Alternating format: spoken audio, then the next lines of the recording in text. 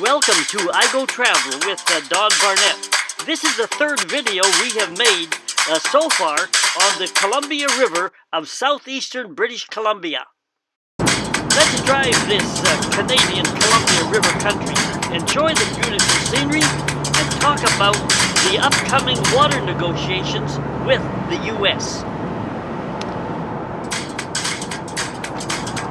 This is the town of Creston, probably the main fruit growing area in the region, but it is a very small production compared to the high orchard and fruit production you see lower down on the water system in the state of Washington. Creston is on the Koocanusa River, which eventually flows into the Columbia. As we drive along and look down at the Creston Valley, the big flat valley, I can tell you that Canada is not yet ready for these water negotiations.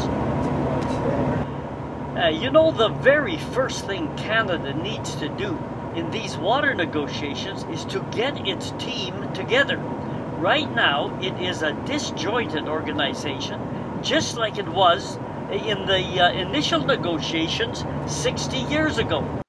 Confusion continues to reign supreme in Canada. Creston is a rural agricultural fruit growing area, and they have a couple of old grain elevators right in the middle part of the town. And they've since been converted. One of them has been to a very nice tourist artistic area. But, you know, an example of this confusion that I'm talking about, the federal government is in charge with relations with other countries.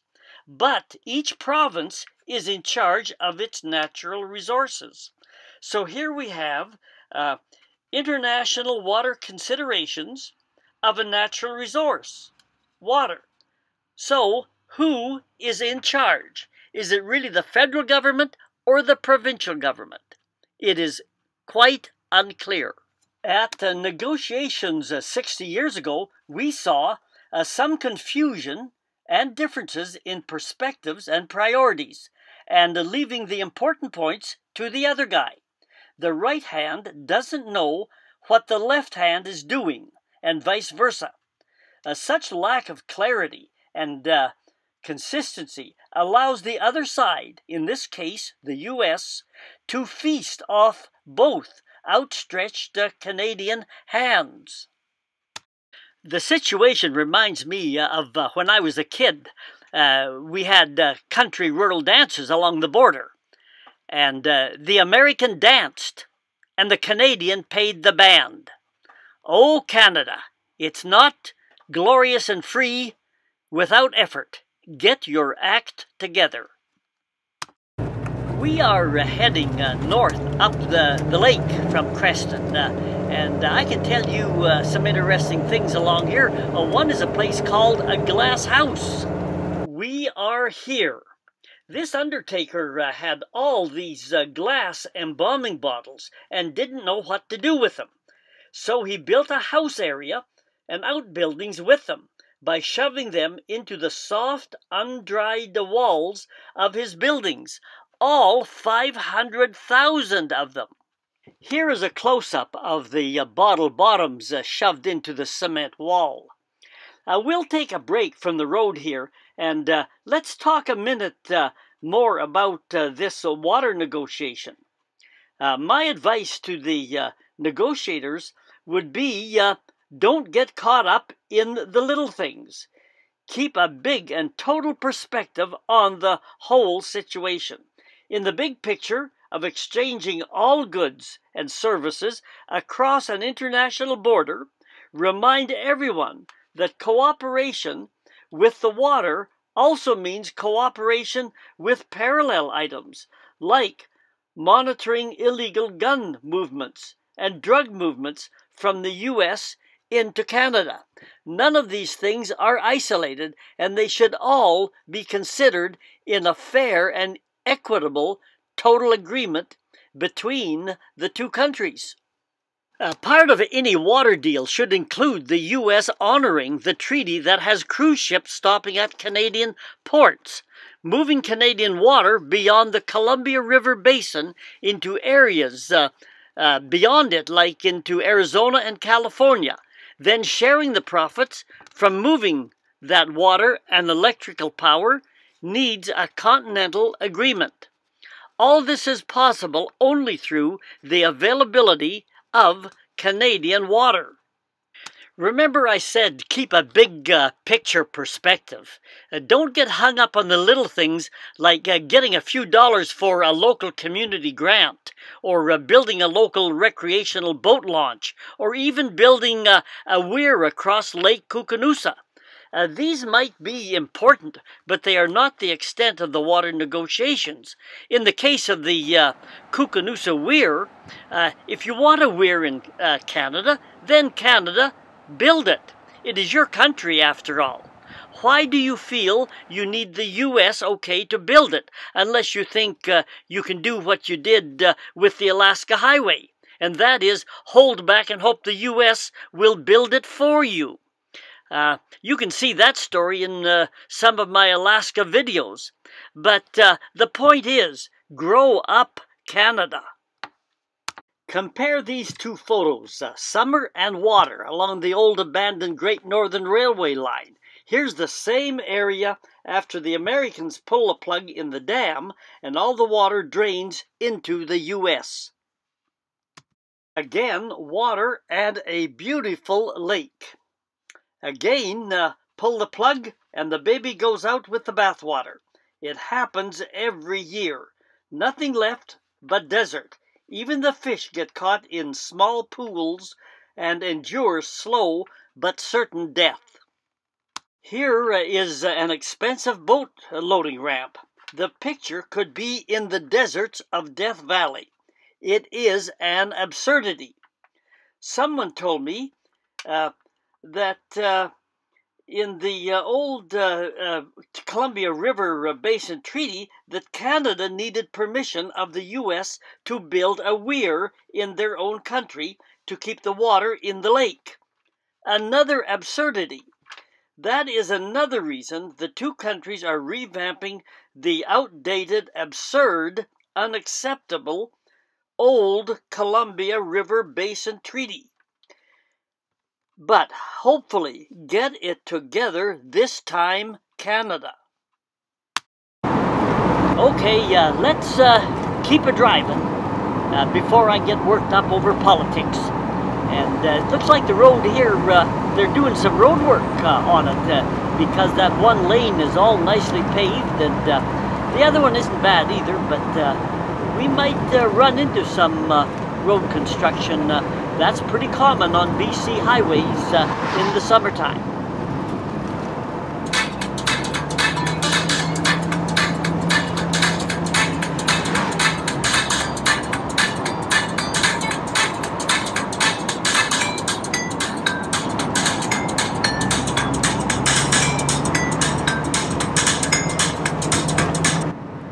Oh, it looks like we're into that construction. Big machinery on the side of the road. We've got to slow down. Looks like one-way traffic. The flagman gave us the okay to go through. Lots of big machinery. This is where the pavement's going on. People say, why do they have to do this road construction in the summertime when the tourist season is on? But you know, in the winter, this country is snow and cold. And I guess they're too busy snow plowing the snow off the roads. But it looks like we're getting on through it, and we're back on the highway again, and we're still on the good blacktop on the one side and the old blacktop on the other. And there's some of one of the lakes. Again, it gets lonely when you can't see that big water as you drive along. It is just great country.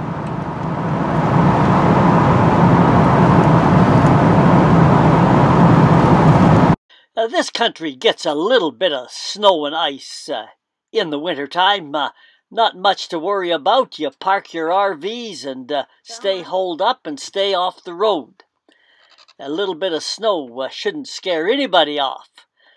You gotta watch for those big trucks on the ice and snow on the roads, though. We are back to summertime and the small city of Nelson. That's the Kootenai River that flows into the Columbia nearby. And it is lush, moist, great growing country in the summertime. This is the town of Kaslo, the Switzerland of the North. But I've been to Switzerland, and it's not as good as this. This is another town, Nakusp. Great growth along one of the big lake storage reservoirs. And we're up around Invermere here in Kootenai National Park. That's the Columbia River near the headwaters of the Columbia. The railway runs between Calgary and Vancouver there. This is one of the glaciers, Stanley Glacier, that I've hiked up to. The water feeds into the Kootenai that goes to the Columbia. Beautiful, clear water. And along the road we met one of these guys, Canadian bighorn sheep. And of course we had to slow down and they walked on by. We met a few log hauling trucks. Canada continues to haul raw timber to the U.S. for manufacturing.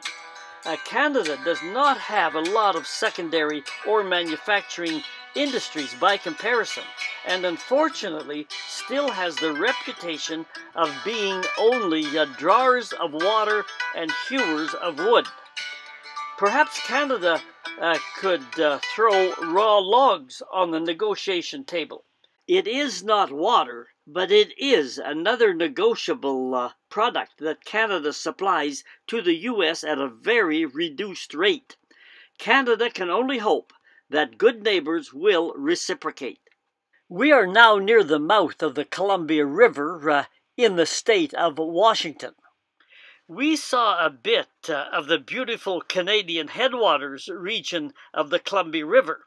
Now let's take a quick look at the other end, the mouth of the river where it empties into the Pacific Ocean. Canadian water offers yet another advantage to the U.S., and that is enough water to enable ocean freighters and barges to come nearly 700 kilometers inland. It is the longest penetration for ocean vessels on America's west coast, bringing in supplies and hauling out the huge and heavy grain crops of the Pacific Northwest. What is the value of this tremendous advantage on the Columbia Water Treaty negotiations table? Here is one of numerous huge power-generating hydro dams on the lower end of the Columbia. Astoria is right at the mouth of the river. This bridge gives you an idea of the breadth of the mighty Columbia at its mouth.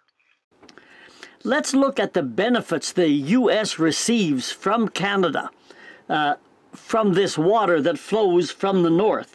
Roughly 32% of the water you saw flowing under that bridge a picture ago, it came from Canada. It also comes with the critical year-round consistent flow from made possible by the big Canadian reservoirs or dams.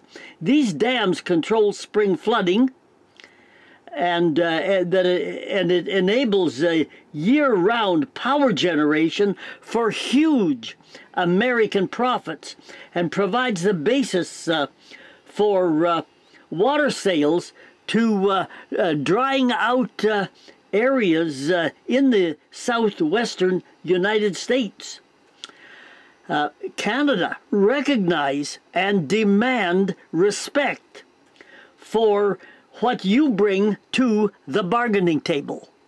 Let's look at some of the issues that need to be brought to the negotiation table. We've mentioned a number of them in some of the earlier videos, but I'm suggesting there's 3 primary issues and 6 related issues. And the 3 primary issues are hydroelectric power. We've talked about that. There's big money involved in that in terms of profits. Profits from the irrigation value from Canadian water, the water sales potentially to California and Arizona. We should not stick our heads in the sand and ignore that arid, drying out area of the southwestern United States. And I said there were 3 issues. 1, 2, 3. The 4th is flood control, but it's no longer an issue. It's like when I tell my neighbors who are always tinkering with their cars, I tell them, if it ain't broke, don't fix it. Well, in the case of flood control, it ain't broke anymore. We've got it under control. It is fixed. Don't waste valuable time negotiating on it, other than to remind the Americans how important this factor is when you are talking about all the other negotiable items on the table. Let's go down to the 6 related issues, related but still important. The whole ecosystem and habitat on both sides of the border needs to have some teeth put into it and needs to be addressed. I talked earlier about the Koocanusa weir, and Canada, again, it's in your country, build it, and don't get hung up into regulations that you agree to that enable another country to dictate to you things that are of a domestic, primarily all Canadian issue. The whole area of surveillance and monitoring and penalties. Let's put some teeth into those who want to break the treaties or not follow the rules. And when we talk about penalties, put, as I said, some teeth into it. Major, significant fines. Related issues. This whole business of the cruise ships. No longer wanting to stop at Canadian ports. It's all part of the big water and across the border dealing. And the same applies to another important issue, bring it to the table, on guns and drugs that continue to attempt to flow northward from the U.S. into Canada. They are all related and important issues. All right, that's another video. Canada is in a good position to negotiate another better water agreement with the U.S. that will benefit undoubtedly both countries a great deal. If you liked what you saw, you're interested and want us to bring more videos, which I think we can do, hit the subscribe button and the thumbs up, and we'll be back. This is I Go Travel with Don Barnett. Adios for now. Au revoir.